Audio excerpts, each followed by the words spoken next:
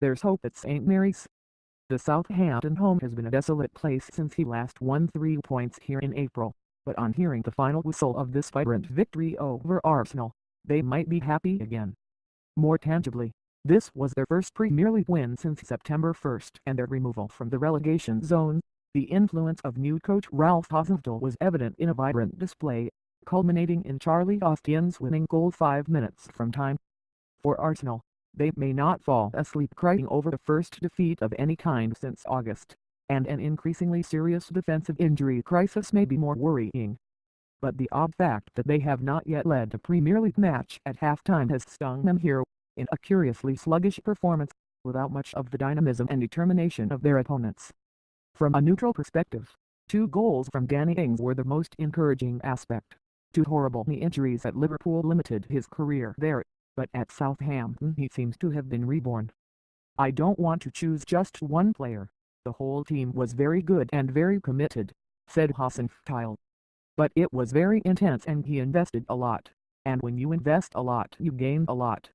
His goals in this match mean that he has played 6 of the 11 games of a team that has been very bad all season. Against Arsenal, he showed what he could do with a decent service, returning home with a couple of perfect crosses after taking advantage of Arsenal's rearguard, where Laurent Koscielny was at the center.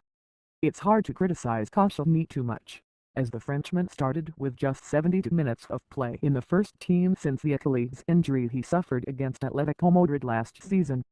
The feeling is even harsher after the short film Arsenal made about his recovery, showing the last emotions found while watching France win the World Cup without him. If not for the injuries and suspensions elsewhere, Koscielny would not have started, but his oxidation was exposed after losing twice the track of Ings in the first part. In the first, he and Granit Xhaka, playing defense and proving that no matter how frustrating to find him in midfield, it's better than having him in defense, allowed Ings to have a free header, and in the second, he was the third man in this improvised team of 3, Stefan Lichtsteiner, who could not cover Liverpool's loan. Both times Ings punished the lapses with superb headers, one powerful and the other high and looping.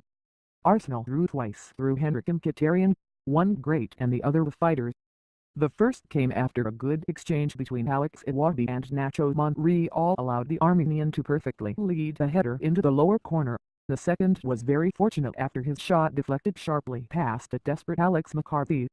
After that, with Alexander Lacazette at the front and Pierre-Emerick Aubameyang at the front, it seemed almost inevitable that Arsenal would win. However, they struggled to create chances, and Mesut Ozil's arrival on the bench did not exactly give them the necessary spark. The German may be an easy target, but he played here as if his feet were loaded with sandbags. However, Ozil was not the man to blame for Arsenal's defeat. That improvised defense, the informed Koscielny, flanked by full-back Lichtsteiner and midfielder Xhaka, performed as well as expected. The bottom line could become a major concern for Unai Emery.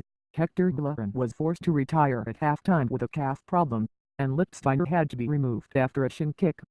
The immediate problem is who will play at the back against Tottenham in Wednesday's Carabao Cup semi-final, but beyond that there may have to be some movement in the January transfer window, although Emery did not seem particularly optimistic. Maybe we'll come up with something, but it's not good for transfers in January, he said. Austin's winning goal came 5 minutes from time when Bernd Leno misjudged Shane Long's cross and let the ball go to the post. Austin was there to enter an empty net, and those inside St. Mary's felt something unusual: joy, relief, euphoria, certainly one of the least perceived positive emotions. Upon hearing the final whistle, Hasenhüttl entered the pitch to celebrate, briefly forgetting the protocol of the direction, but can be forgiven for it. It was very emotional. I have to apologize for not shaking Emery's hand.